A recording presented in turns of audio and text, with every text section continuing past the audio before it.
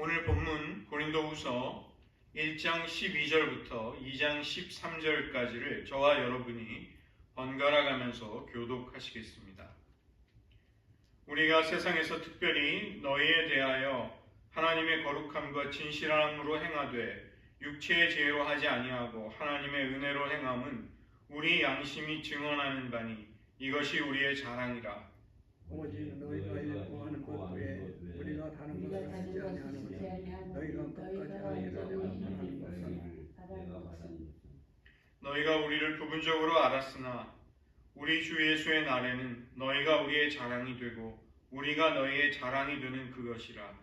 내가 이 계시를 가지고 너희로 더 들어오게 하려 먼저 너희에게 이르렀다가 너희를 지나 마게도냐로 갔다가 다시 마게도냐에서 너희에게 가서 너희의 도움으로 유대로 가기를 계획하였으니 이렇게 경영할 때 어찌 경물이 하였으리요. 꼭 경영하기를 육체를 쫓아 경영하여 예의하고 아니라 일이 내게 있었겠느냐. 하나님은 미쁘시니라. 우리가 너희에게 한 말은 예하고 아니라 함이 없노라. 우리 곧 너와 실로아와 디모데로 말미암아 너희 가운데 전파된 하나님의 아들 예수 그리스도를 이해하고 아니라 함이 되지 아니하였으니 저에게는 그에만 되었느니라. 하나님의 약속은 얼마든지 그리스도 안에서 예가 되니 그런즉 그로 말미암아 우리가 아멘하여 하나님께 영광을 돌리게 되느니라. 우리를 너희와 함께 그리스도 안에서 격벽케 하시고 우리에게 기름을 부으시기는 하나님이시니 그가 또한 우리에게 인치시고 보증으로 우리 마음에 성령을 주셨느니라. 내가 너희 영혼을 나를 물로 증거하시게 하시니 다시 고린도에 가지 아니하고 너희를 아끼려 함이라. 우리가 너희 믿음을 주관하려는 것이 아니요 오직 너희 기쁨을 돕는 자가 되려 함이니 이는 너희가 믿음에 섰음이라. 다시 의심으로 너희에게 나가지 않기로 스스로 결단하였으니 내가 너희를 근심하게 한다면 내가 근심하게 한 자밖에 나를 기쁘게 할 자가 누구냐. 내가 있으면 내가 갈 때 만나게 나를 기쁘게 할 자도 도리어 근심을 든바 영원하게 또 너희들에 대하여 나의 기쁨에 대하여 우리의 기쁨이 확신이로다. 내가 마음에 큰 눌림과 걱정이 있어 많은 눈물로 너희에게 썼노니 이는 너희로 근심하게 하려 한 것이 아니요 오직 내가 너희를 향하여 넘치는 사랑이 있음을 너희로 알게 하려 함이라. 근심이 잠자가 있었을지라도 나를 근심하게 하시 아니요 어느 정도로 너희 근심을 근심하게 한 것이 어느 정도로 하면 내가 너무 심하게 하지 아니하려 함이니 이러한 사람은 많은 사람에게서 벌받는 것이 마땅하도다. 그런즉 너희는 사람의 저를 용서할 것이니 저가 너희에게 잠길까 두려워하노라. 그러므로 너희를 권하노니 사랑을 그들에게 나타내라. 너희가 범죄에서 누웠으니 그 증거를 알자 내가 이것을 너희에게 썼노라. 너희가 무슨 일에든지 누구를 용서하면 나도 그리하고 내가 만일 용서한 일이 있으면 용서한 그것은 너희를 위하여 그리스도 앞에서 한 것이니 이는 우리로 사랑에 속지 않게 하려 함이라. 우리가 그에게는 하지 못한 것만이라. 내가 그리스도의 복음을 위하여 드로아의 이름에 주 안에서 문이 내게 열렸으되 내가 내 형제 디도를 만나지 못함으로 내 심령이 편하지 못하여 그들을 작별하고 마게도냐로 갔노라. 기도하시겠습니다. 하나님 미쁘신 하나님의 성품에 따라 사도 바울이 일관되고 한결같이 그의 삶과 그의 사역, 그가 증언하는 모든 복음에 신실하였듯 우리도 그리스도 안에서 하나님의 행하신 일을 아멘으로 응답하며 영광을 돌리고 그것에 따라 순종하는 삶을 살아가게 도와주시옵소서. 모든 말씀 예수님의 이름으로 기도드립니다. 오늘은 1장 12절부터 2장 13절까지를 함께 살펴보겠습니다. 사도 바울이 제2차 전도여행, 제2차 선교여행 당시에 마게도냐를 지나 아덴을 거쳐 고린도에서 1년 6개월을 머물면서 개척한 교회가 바로 오늘 저희가 읽고 있는 이 고린도 후서의 무대가 되고 있는 고린도 교회입니다. 사도행전 18장에 그 사건이 나와 있죠. 바울은 안디옥으로 돌아감으로써 2차 전도 여행, 2차 선교 여행을 끝마치게 됩니다. 그러나 고린도 교회는 잘 성장하다가 많은 여러 가지 어려운 문제에 봉착하게 되고 이 어려움을 겪고 있는 성도들을 돕기 위해서 사도 바울은 고린도 전서와 고린도 후서라는 서신서를 써보내게 됩니다. 우리가 고린도 전서를 이미 살펴보았죠.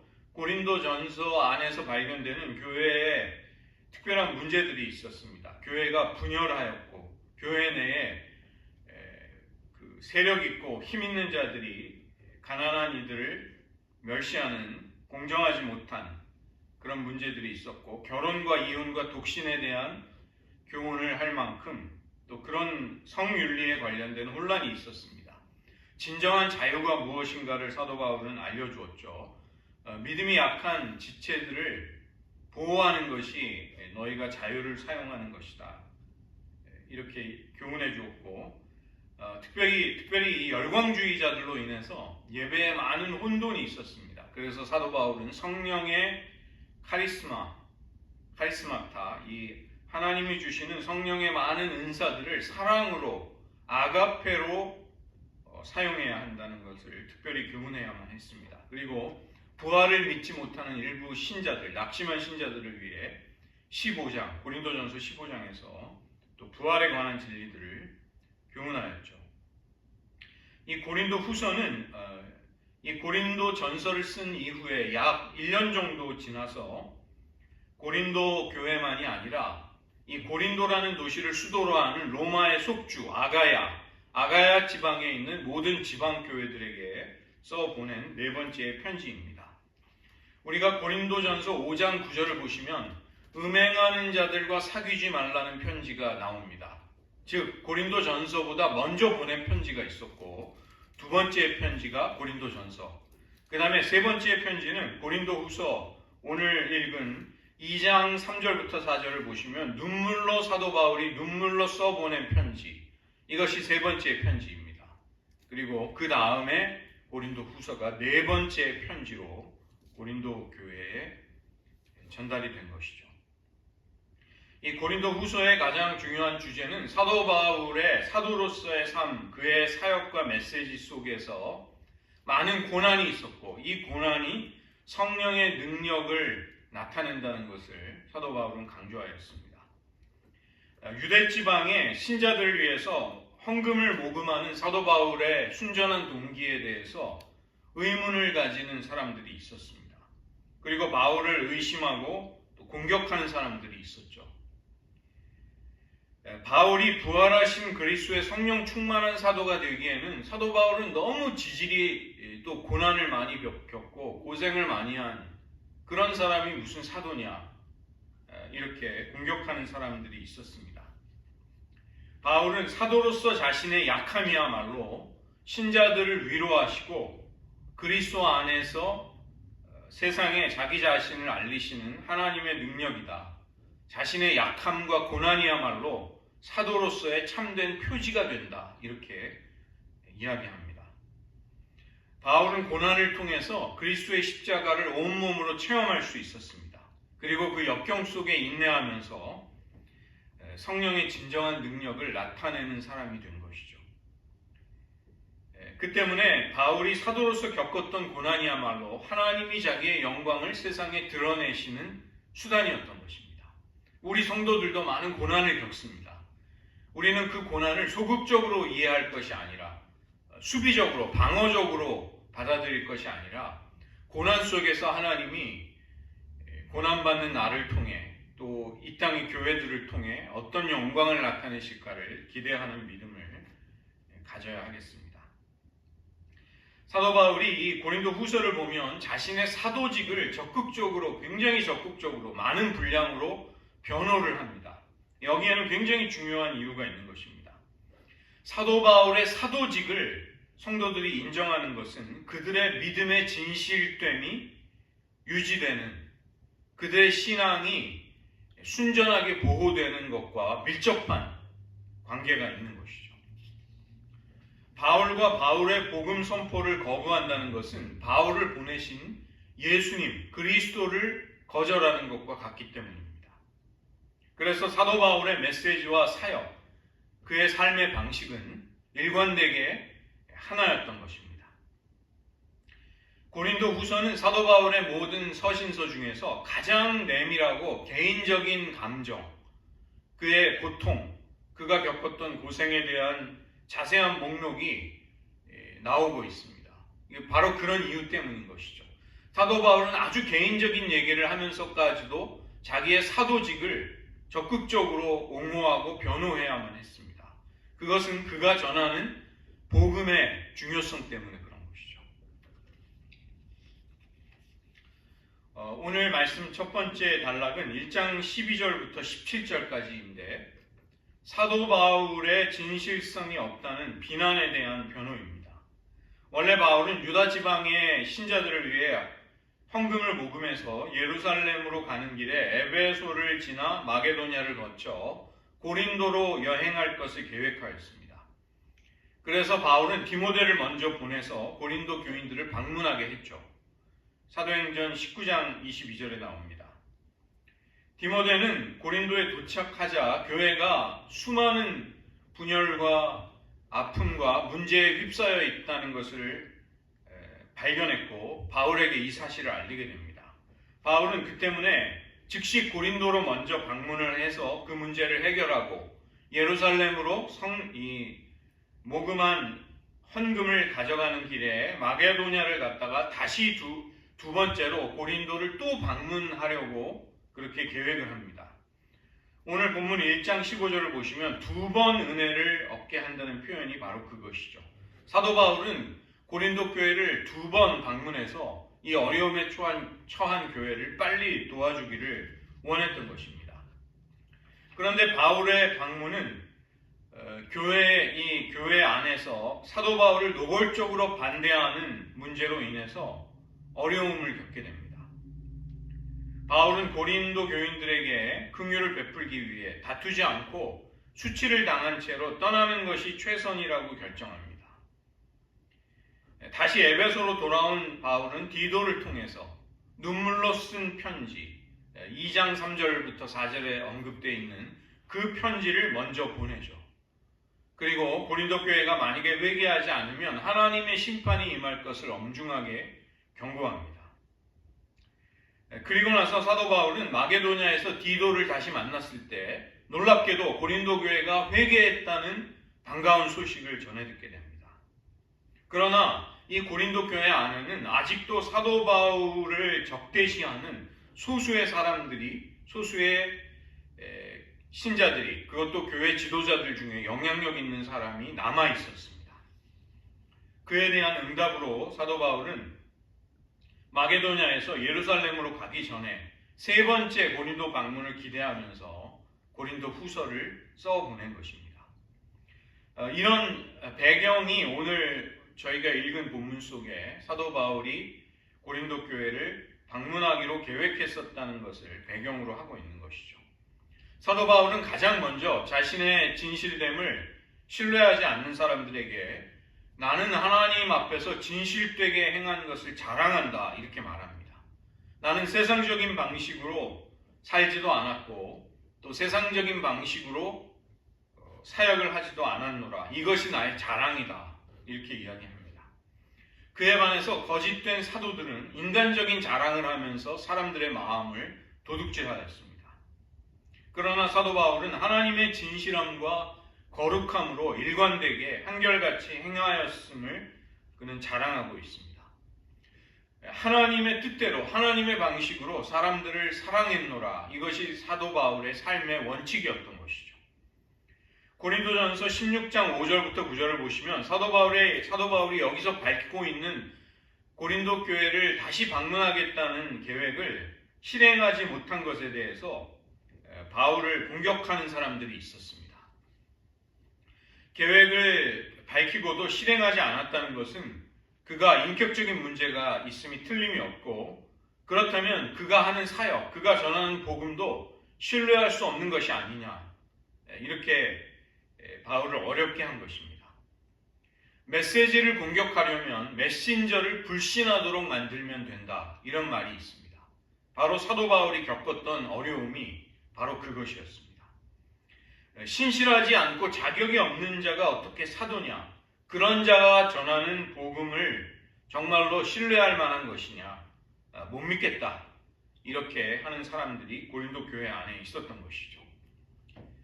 저는 교회 부임하는 과정에서 켄트 교회가 수년간 겪었던 어려운 일들을 들었을 때 이 고린도 후서에서 바울이 겪고 있는 어려움과 어느 정도 일맥상통하는 문제라는 것을 깨닫습니다. 사역자의 진실됨을 의심하도록 하는 말을 교회 성도들 안에 흘리고 교인들을 분열케 하고 사역자를 신뢰하지 않음으로써 교회의 모든 선포되는 메시지와 하나님의 일들을 마음을 활짝 열고 받아들이지 못하도록 하는 교묘한 일들, 굉장히 무서운 일이죠. 그것은 교회의 생명력을 갉아먹는 일입니다. 그 결과 우리가 이제 그 여파가 아직도 우리에게는 어려움으로 남아있는 것이죠. 바울은 우리 주 예수의 날, 즉 예수님이 재림하실 때 교회를 향한 그의 진실된 사랑과 진정한 마음이 드러날 것을 기대하고 있습니다. 고린도 교회가 그날 예수님의 재림의 날 자신의 자랑이 되고 자신이 고린도 교회의 자랑이 되는 그 날이 될 것을 그는 소망하며 확신하고 있는 것이죠. 두 번째로는 사도 바울이 복음에 대한 신뢰성, 일관성을 주장하고 있는 것이죠. 참으로 내가 전하는 복음은 믿을 만한 것이다. 왜 그런가? 그것은 하나님의 행하신 일과 일치하기 때문이다. 이렇게 그런 논리를 가지고 이제 그런 맥락에서 바울은 복음을 변호하고 있는 것입니다. 이 아멘, 우리가 아멘이라고 고백할 때 이 말은 진실로 그렇습니다. 진실로 그것을 믿습니다. 이렇게 진리에 동의하는 고백이죠. 바울의 아멘이라는 것은 하나님이 행하신 일에 대한 일관되고 조화롭고 모순되지 않는 한결같은 일치됨 속에서 나오는 것입니다. 즉 사도 바울의 모든 사역, 그가 고린도 교회를 향해 가졌던 진심은 하나님의 신실하심과 일관되고 똑같은 입장을 취하고 있다는 것입니다. 하나님이 이렇게 행하셨으니 나는 그것에 아멘하면서 절대적으로 동의하면서 같은 입장을 취하고 있다. 그것이 나의 복음 선포이며 사도로서의 사역의 절대적인 기초가 된다. 바울은 그것을 말하는 것이죠. 하나님이 예라고 하신 것에 대해 아니라고 한 적이 없다. 또 하나님이 아니라고 하신 것에 대해 하나님이 부정하시는 것에 대해 그렇다고 예라고 긍정한 적도 없다. 바울은 그렇게 말하는 것입니다. 양 장로님이 링크도 보내주셨지만 정말 지금 파리올림픽 개막식에서 그 신성모독 그 끔찍한 일을 행하는 것을 보십시오. 지금 이 시대가 얼마나 타락했는지 하나님이 진리가 아니라고 한 것, 거짓과 악이라고 한 것을 다 바꾸어서 그것은 선이다, 괜찮다, 서로 장려하고 서로 그렇게 하라고 부추기는 일들을 저지르고 있는 것이죠. 1장 18절이 오늘 말씀의 중요한 구절입니다. 하나님은 미쁘신 분이시다. 일관되고 신실하시고 거짓과 불의가 없으신 분이다. 바로 그런 하나님이 행하신 모든 일은 하나님의 신실하신 성품과 일치되는 것이다. 거기에서부터 비롯된 것이다. 이렇게 말하는 것이죠. 하나님은 그리스도 안에서 성도를 뿌리박아 굳건하게 세우십니다. 성령의 기름을 부어 거룩하게 하시고 성령의 인을 쳐서 인을 친다는 것은 이제 소유로 삼는 것이죠. 우리들을 하나님이 자기의 소유로, 자기 백성으로 삼으시는 것이죠. 22절에 따르면 우리에게 허락이 되는 성령님은 보증으로서 주어진다. 하나님이 행하실 완전한 일에 대한, 아직도 남아있는 일에 대한 보증이다. 여러분이 상거래를 하시면서 보증금을 받으시거나 보증금을 주실 때가 있잖아요. 보증금이라는 것은 전체 금액이 지불이 될 것에 대한 선불금이죠. 그것을 확실하다고 보장하는 것입니다. 확실하다고 확증해 주는 것이죠. 우리가 성령을 받았다는 것은 하나님이 행하실 엄청나고 완전한, 우리가 다 상상할 수 없는 그 구원에 대한 보증으로서 성령을 주신 것입니다. 하나님의 약속은 이처럼 그리스도 안에서 예, 아멘이 되는 것이죠. 그리스도 안에서 하나님이 이미 행하신 것을 볼 때 우리는 앞으로 그분이 약속대로 모든 일을 완전하게 끝까지 행하실 것을 확고하게 믿을 수 있습니다. 바울은 내가 너희에게 한 말은 바로 이런 하나님이 그리스도 안에서 행하신 모든 것에 대한 긍정이자 아멘이다.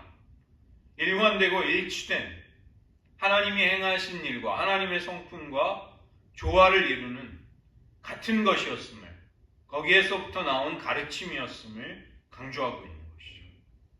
그러니까 사도 바울이 고린도 방문 계획을 경솔하게 인간적으로 변경한 것이 아니라는 것입니다. 고린도 교회를 가든 안 가든 계획이 계획대로 이루어지든 변경이 되든 간에 바울은 무책임하게 그렇게 한 것이 아님을 밝히고 있습니다.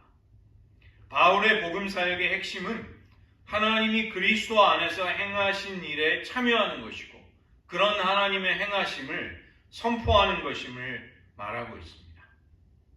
성부 하나님은 주도하시며 시작하시고 성자 예수님은 이 땅에서 그 아버지의 뜻을 실행하시고 그리고 성령 하나님은 하나님의 구원이 우리에게 약속되었음을 보증하는 보증으로서 주어지는 것이죠. 바울은 신실한 사역자로서 이 하나님의 구원의 사역을 고린도 교회에 전해주고 경험시켜주는 은혜의 통로, 또 복음의 메신저였습니다. 그러니까 사도 바울은 당연히 하나님의 신실하심을 가지고 이 모든 일을 했노라고 이야기하고 있는 것입니다. 세 번째로는 2장 1절부터 4절을 보시면 고린도 교회를 방문하는 대신에 눈물의 편지를 써야만 했던 바울의 입장을 이야기하고 있습니다. 바울은 많은 심사숙고와 갈등 끝에 기도를 하면서 여행 계획을 변경합니다.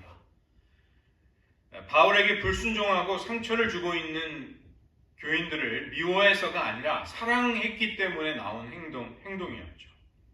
다시 방문해서 그들과 언쟁을 하고, 왜냐하면 회개하지 않고 있는 그들과 사도 바울은 충돌할 것이 뻔했습니다. 그래서 서로 상처를 주고 받으면서 기쁨을 잃어버리고 싶지 않았습니다. 또 그럼에도 불구하고 교회가 잘못된 것을 바로잡아야 할 책임도 느끼고 있었죠. 이런 갈등 상황 속에서 사도 바울은 눈물의 편지, 성서학자들이 tearful letter라고 부르는 그 눈물의 편지, 고린도후서 2장 3절에서 4절에 있는 그 책망의 편지를 써보냅니다. 그것을 읽고 회개하며 불순종으로부터 돌이키라고 굉장히 고통스러운 마음으로 이 편지를 쓴 것입니다. 정말 불편하고 어려운 이야기지만 상대방을 사랑해서 해주는 사람이 진정한 사랑을 가진 사람입니다.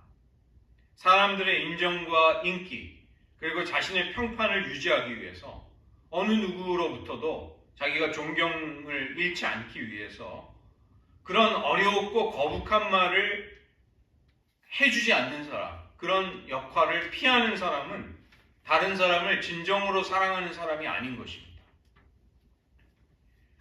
우리는 누구나 다 어떤 고통과 갈등과 사람들과의 이렇게 불편한 관계 속에 놓이기를 원하는 사람은 아무도 없습니다.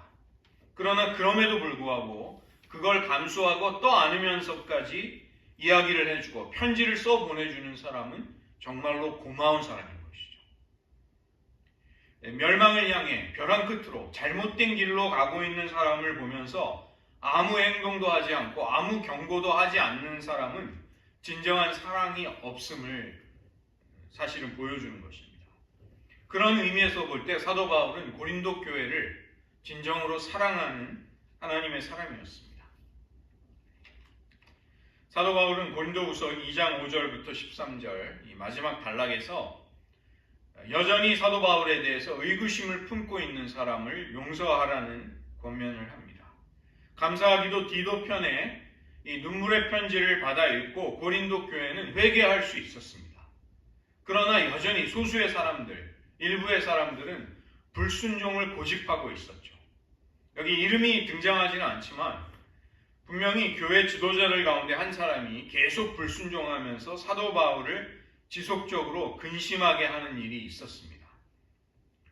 교회 전체가 회개했기 때문에 다행히 이런 한 사람의 영향력이 다행히 크지는 않았습니다. 그러나 사도 바울은 이제 용서하며 위로하며 서로 간의 사랑을 나타내라 이렇게 권면하고 있죠.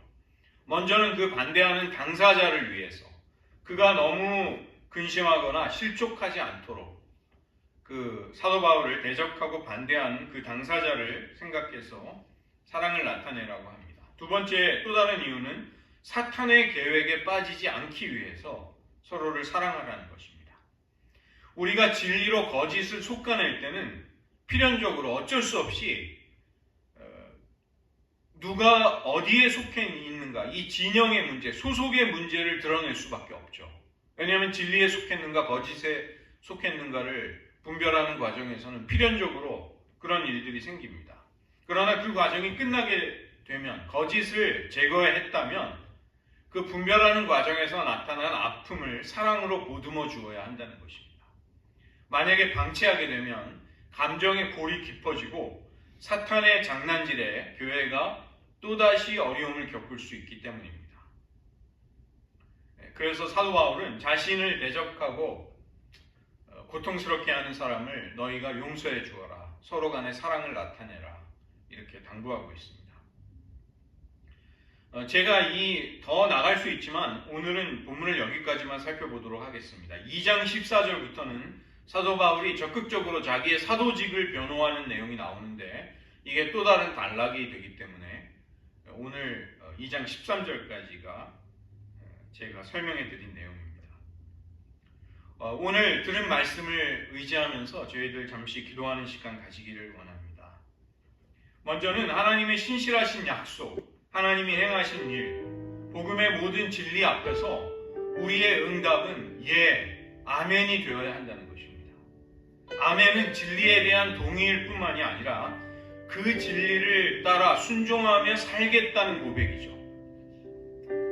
바울은 자신의 인격과 신실함을 공격하면서 복음까지 불신하고 대적하는 이들 앞에서 나는 거룩함과 진실함으로 행하였으니 내가 써보내는 편지의 내용, 내가 여러분에게 전했던 복음의 선포를 믿어달라고 부탁합니다. 계획은 때로 바뀔 수도 있는 것이죠. 사도 바울이 고린도 교회를 방문하겠다는 계획은 변경이 될 수도 있는 것입니다. 문제는 신뢰와 관계에까지 균열이 생겨서는 안 된다는 것입니다. 바울이 왜 적극적으로 자신을 변호하고 자기의 입장을 옹호해야만 했는가? 자신의 명성과 이익 때문에 그렇게 한 것이 아닙니다. 자신에 대한 의혹과 불신이 복음에 대한 의심으로 연결되기 때문에 그것을 차단하려고 했던 것이죠. 우리가 너희에게 한 말은 예하고 아니라 함이 없노라. 우리는 하나님의 신실하심과 일관되게 일치되는 말들을 했고 그렇게 복음을 전했고 그렇게 사역해 왔노라. 이렇게 이야기하는 것입니다. 우리는 믿으신 하나님, 신실하신 하나님의 행하심을 증언하고 선포해야 할 사람들입니다. 우리는 복음의 신뢰성과 진실됨을 망쳐서는 안 되는 사람들이죠. 사도 바울과 똑같은 입장에 있는 것입니다.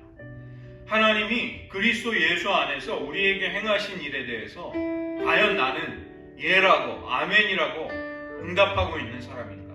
아니면 복음의 가르침과 모순되게 그것을 사실상 아니라고 부정하며 살아가는 사람인가? 우리가 불순종할 때, 또 하나님의 약속과 말씀을 믿지 않고 따르지 않을 때 우리는 복음의 가르침보다 내 주장을 앞세우는 사람이 되는 것입니다. 이것은 하나님이 그리스도 안에서 행하신 일에 대해 아멘으로 예라고 응답하지 않는 행동이 되는 것입니다. 우리가 만약 그런 행동을 행하는 것이 기억난다면 이 시간 회개하는 시간이 되기를 원합니다. 하나님께서 그리스도 안에서 행하시고 성령으로 보증해 주신 모든 일에 대해서 하나님 이제부터 오직 아멘으로만 예로 응답하며 살아가겠습니다. 그 아멘에 따르는 순종의 책임을 다하겠습니다. 잠시 기도하는 시간 가지겠습니다.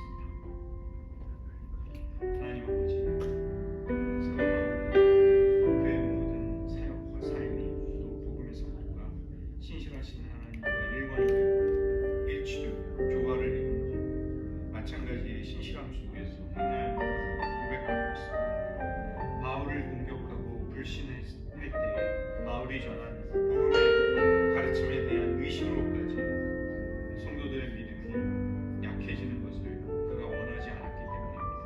하나님, 우리도 역시 세상 앞에, 사람들 앞에 복음의 신실함을 증언해야 할 사람들입니다.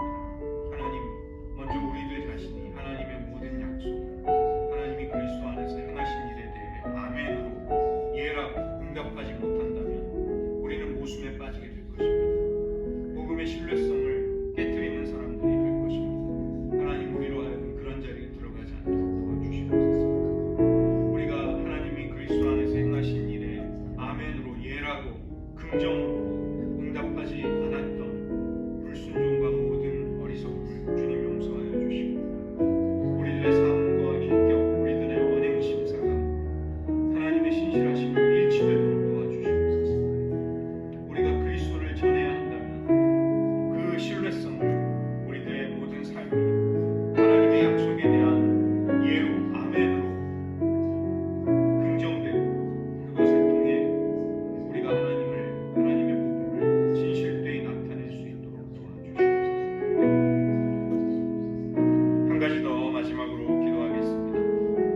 사도 바울은 성도들의 믿음을 주관하는 자가 아니라 그들의 기쁨을 돕는 자, 복음의 수종자, 복음을 그 자신도 따르고 순종하는 자라고 스스로를 밝히고 있습니다.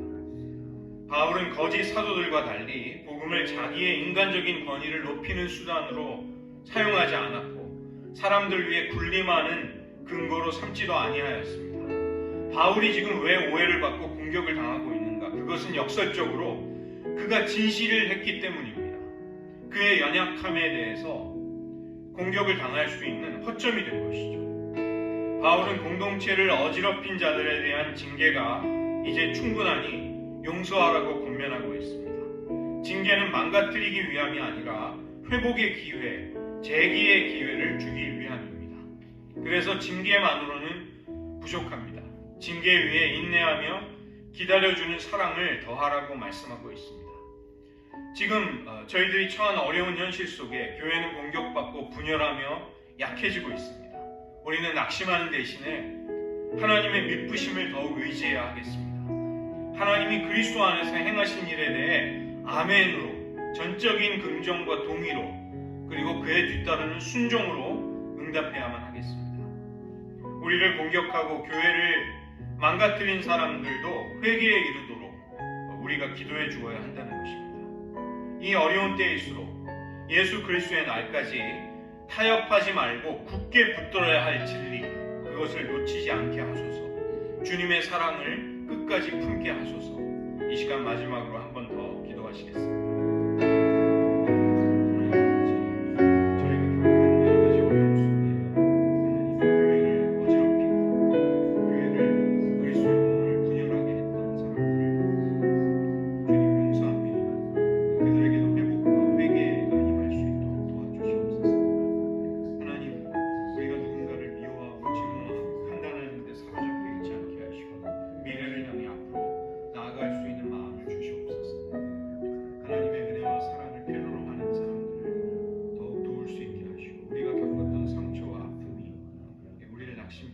위축시키는 것이 아니라 더욱 하나님을 의지하고 하나님의 신실하심을 신뢰할 수 있는 때로 발전해 가도록 하나님 도와주시옵소서.